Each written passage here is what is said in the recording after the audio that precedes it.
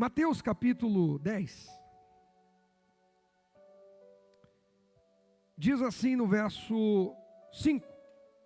Jesus enviou os 12 com as seguintes instruções: não vão aos gentios nem aos samaritanos, vão antes. Vão o quê?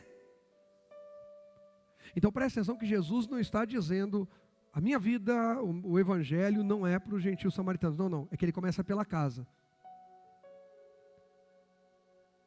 Se você é daquele que no culto anota, toma nota disso aqui.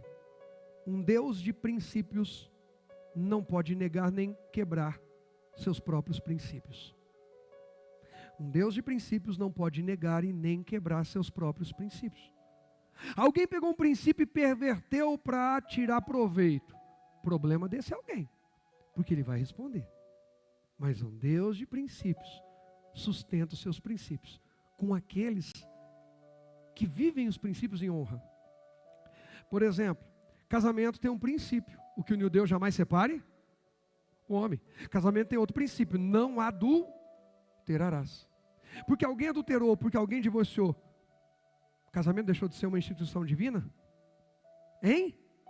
E o não adulterarás e não, o que uniu Deus não separe o homem, deixou de ser princípios de Deus? Não, não é porque alguém errou no princípio que o princípio deixou de valer. E se alguém errou no princípio, se levante, porque Deus é poderoso para restaurar todas as coisas.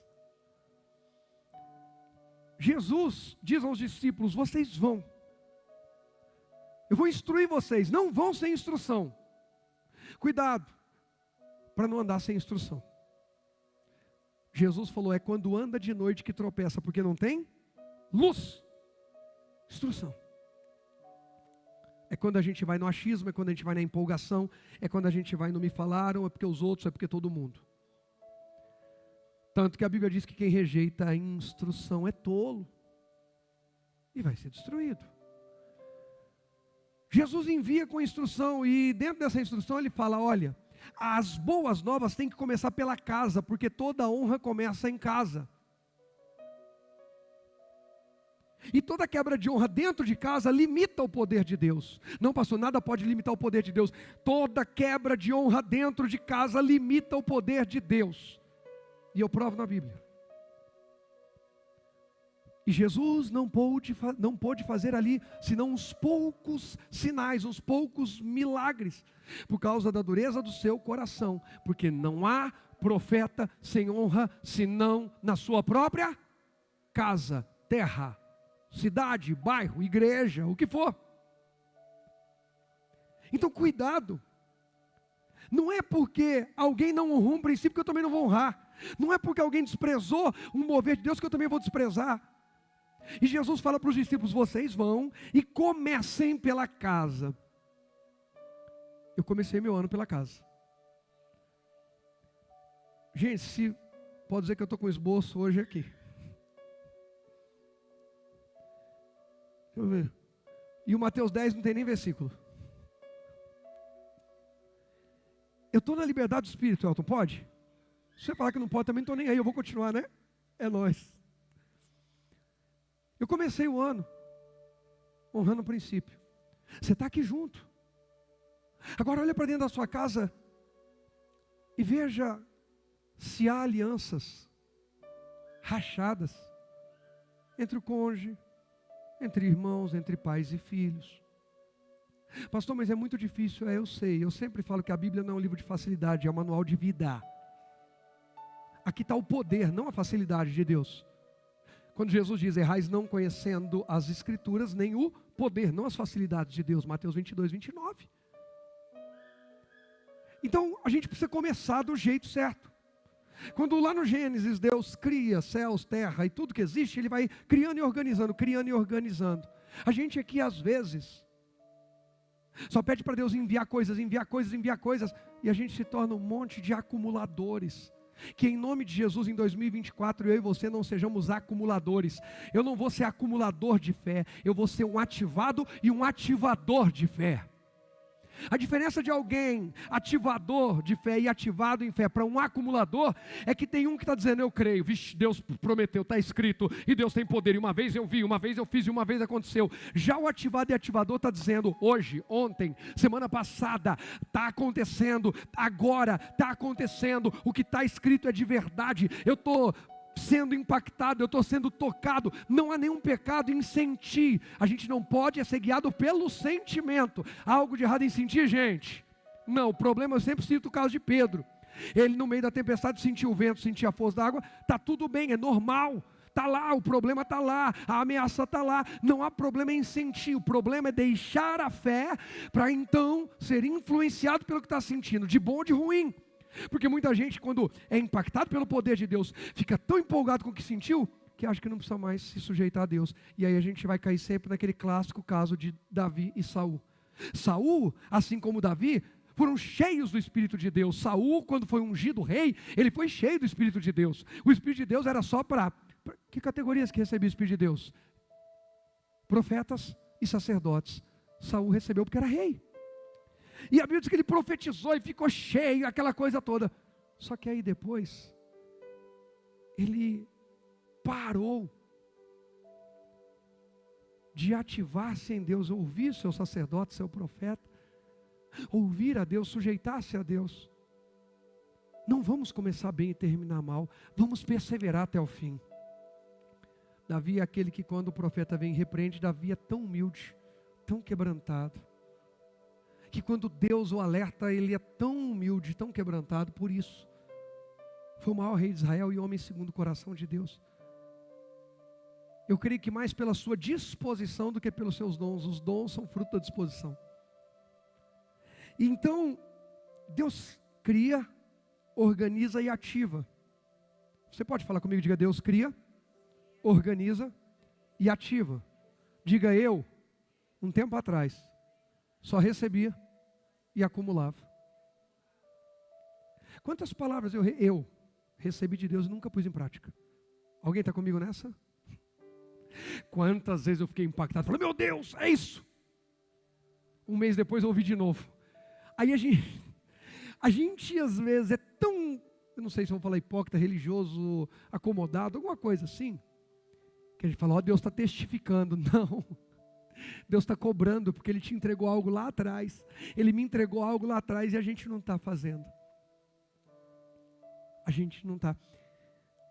Irmãos, Deus deu dons a todas as pessoas, Deus não criou ninguém sem dons. Você é a resposta da necessidade de Deus na terra, para a vida de alguém, para alguma situação, você é a resposta.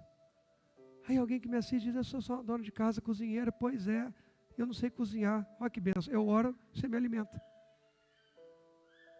Eu prego, eu estudo a palavra, prego a palavra e você me alimenta. Imagina a viúva de Sarepta, ela está pronta para fazer um bolo para comer, morrer, ela e o filho. E o Elias está pronto a voltar para anunciar que vai vir chuva, mas ainda não é hora. Deus, é a hora? Não, é hora não, Deus, mas o rio secou, querite. O corvo não está trazendo mais nada. Não, vai até Sarepta que eu mandei uma viúva te sustentar. Ela é uma viúva, pobre, à beira da morte. Mas ela é resposta na vida, resposta de Deus, na vida de um dos maiores profetas de Israel. Quem está percebendo o que eu estou falando aqui, gente?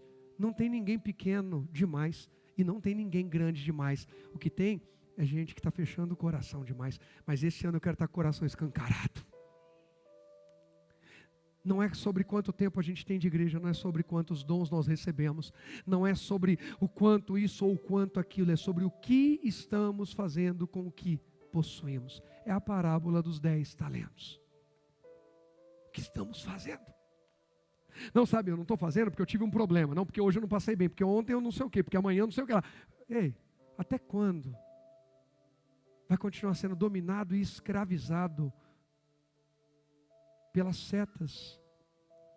E na hora de propagar alguma coisa, ao invés de propagar o que Deus está fazendo, está propagando o que o diabo está fazendo ainda.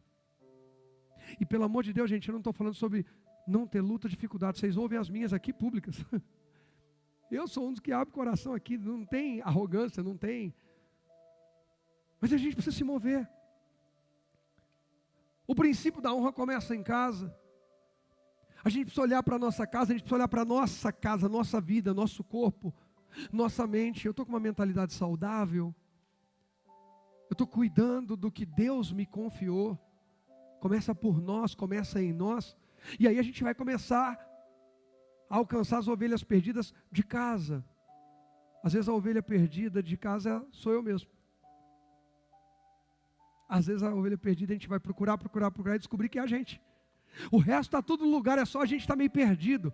Eu estou na igreja, pastor, eu sei. Eu estou orando, pastor, eu sei. Mas às vezes a gente está meio perdido sobre o nosso propósito. A gente está meio perdido sobre o nosso futuro. Nós estamos meio perdidos sobre os sonhos de Deus. Quer ver uma coisa? A gente tem convicção sobre o propósito dos outros, a dificuldade é com o nosso. Seja sincero, só responde que sim, quem acredita, não. Quem aqui tem convicção sobre o meu propósito? Diga amém. E eu muitas vezes tive dúvida. Agora, desde que falaram amém, quem já teve muitas vezes, ou talvez ainda tenha, dúvida sobre o seu próprio propósito, diga eu. Está vendo? Mas Deus está abrindo, as escamas dos nossos olhos estão caindo essa noite. Vá à ovelha, a primeira ovelha que é você mesmo. O que Jesus fala para Pedro? Quando ele vai advertir Pedro sobre negá-lo. Pedro, Satanás peneirou todos vocês. É interessante que foram todos, não foi só Pedro. Mas eu roguei por você. Gente, eu confesso, vou falar aqui de coração. Eu li um monte de vezes. E a gente às vezes é tão assim, está focado no BO, que eu li assim: Satanás quis peneirar você, Pedro. Satanás quis peneirar. Aí eu fui ler a Bíblia de novo, eu olhei. Satanás veio peneirar todos. Não foi só o Pedro. Mas Jesus rogou por Pedro, por quê? Porque Jesus sabia o potencial, a capacidade, o poder de influência, o dom, a habilidade de cada um. E ele falou: o Pedro é o cara que vai ser a referência nisso. O João vai ser a referência em outra coisa. E cada um. E aí o que Jesus fala? Eu roguei por você para que a tua fé não desfaleça. Quando você se arrepender e voltar para mim, busca os seus irmãos também. Sabe o que é isso aí? É Jesus dizendo isso aí: Pedro, vá às ovelhas perdidas da casa de Israel. Senhor, quem quer para eu buscar? Primeiro você. A hora que você voltar para mim, outros vão vir. Irmãos, esse ano, em nome de Jesus, é o que está queimando meu coração. É o ano em que a gente mais, em nome de Jesus, mais vai ganhar almas, mais vai influenciar vidas, mais vai alcançar pessoas, mais vai tocar lares, bairros, cidades. É o ano em que Deus mais vai nos usar para a glória dEle. Nós vamos nos entregar mais. A porta está aberta, não brinca, não desperdiça. Mas também vamos ter grandes desafios. Mas vai. Aí Jesus diz assim ainda, ó: vão e anunciem que o reino dos céus está próximo. Curem os doentes, ressuscitem os mortos, purifiquem os leprosos e expulsem os demônios. Deem de graça, pois também de graça vocês o quê? Receberam. Não levem no cinto moedas de ouro, prata ou mesmo cobre. Não levem bolsa de viagem, nem outra muda de roupa, nem sandália, nem cajado. Quem trabalha merece o seu sustento. Engraçado, Jesus disse que eles não tinham bolsa, cinto nem dinheiro, não foi isso? Foi ou não foi? Não. Ele falou: não precisa levar. Senhor, mas eu tenho muito, mas não precisa levar. Não, mas Senhor, gente, é só ler, está na Bíblia, está tudo na Bíblia, gente. Como a gente às vezes, a gente lê de forma religiosa. Jesus disse: não levem.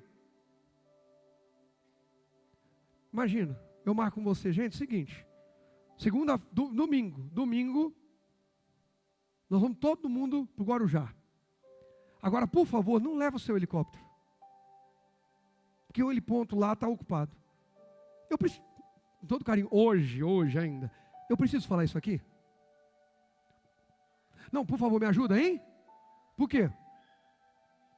Porque se alguém tem aqui, aí o bicho vai pegar. E eu vou dirigir 12 horas até Brasília. Pastor, mas por que o senhor está trabalhando com negócio de passagem? Por que o senhor não emitiu a sua? Porque eu vendi tudo. Até o que eu ia separar para emitir a mim, eu vendi. E o mover não está parando, irmão. O negócio está um rebuliço. E vou de carro, vou de boa. Vou orando, meu tempo com Deus. E vamos ver com quem mais que vai ligado. O que acontece, gente? Jesus está dizendo para não levar, porque eles têm. Jesus está dizendo para eles não se preocuparem em carregar, porque o que ele diz no final? Quem trabalha merece seu trabalho de vir cada madrugada aqui, de estar hoje aqui, tem sustento, tem provisão, tem colheita. É a Bíblia que diz, para de ter medo de dizer, Deus, eu plantei, então eu tenho uma colheita. Não é colocar Deus contra a parede, não é pressionar, eu quero hoje, filho birrento, nada disso que eu estou falando. Não é fazer chantagem, é mostrar fé. Deus, eu me dirigi ao Senhor, eu abri mão, eu renunciei, e eu já te agradeço, porque eu sei que o Senhor já está mandando algo na minha direção. E quando alguém perguntar, como é que eu recebi aquilo, eu vou dizer, porque eu coloquei Deus em primeiro lugar. Não é isso que Deus quer? Que a gente inspire pessoas a colocar em primeiro lugar? É ou não é? Então qual é a crise de Deus? De honrar, retribuir quem coloca Ele em primeiro lugar? Ele não tem crise nenhuma com isso. A gente é que vai ficando bloqueado. Aí Jesus diz assim, ó: sempre que entrar em uma cidade, um povoado, procure a pessoa digna e fiquem em sua casa até partirem. Quando entrarem na casa, saúdem com a paz. Se o lar revelar digno, que a sua paz permaneça nela, senão, retirem a bênção. Gente, isso é pesado, hein? Mas Jesus falou. Se alguma casa ou cidade se recusar a recebê-los ou ouvir sua mensagem, sacuda a poeira dos pés ao sair. Eu lhes digo a verdade, no dia do juízo, as cidades perversas de Sodoma e Gomorra serão tratadas com menos rigor que essa cidade. Mas aí Jesus alerta: ouça, eu os envio como ovelhas no meio de lobos, portanto sejam espertos ou simples como as serpentes e simples como pombas. Sabe o que Jesus está fazendo? Estou preparando vocês, não vai ser fácil, mas vocês vão com poder. Para curar enfermo, para libertar cativo, vocês vão com poder para fazer toda a diferença. Aí a Bíblia vai dizer que eles foram. E quando eles voltaram realizados, impactados, porque falaram: Senhor, em teu nome até os demônios sujeitam a nós, e o enfermo é curado e tudo mais. Mas até então eles têm Jesus para voltar. Eles têm Jesus? Mas lá em Atos 2, vem comigo, Atos 1 aliás primeiro, depois o Atos 2 e a gente ora.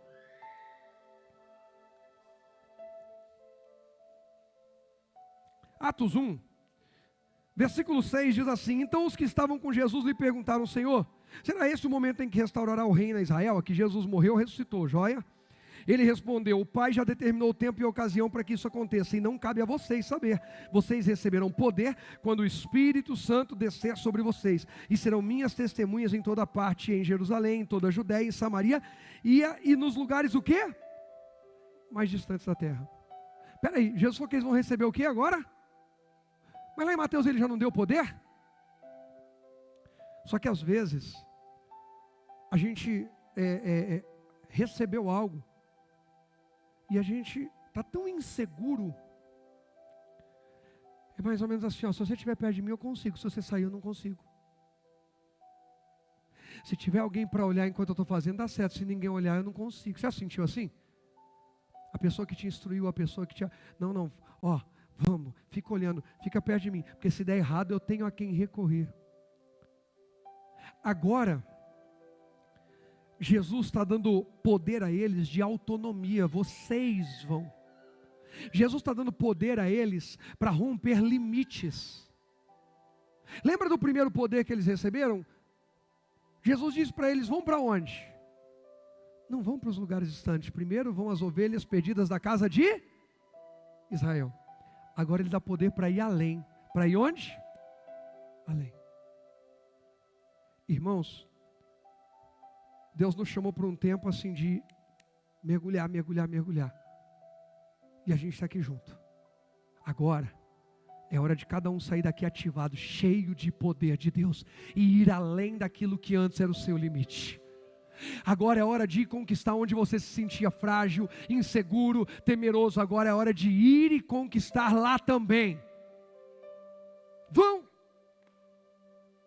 Eu dou poder para vocês. Agora vocês não vão ficar só nas ovelhas perdidas da casa de Israel. Agora vocês vão em toda a Judéia, em toda a Samaria, e vão até os confins da terra. Agora não é para rejeitar, ou não é mais para esperar. Agora vão. Agora vão aos gentios, vão a todos.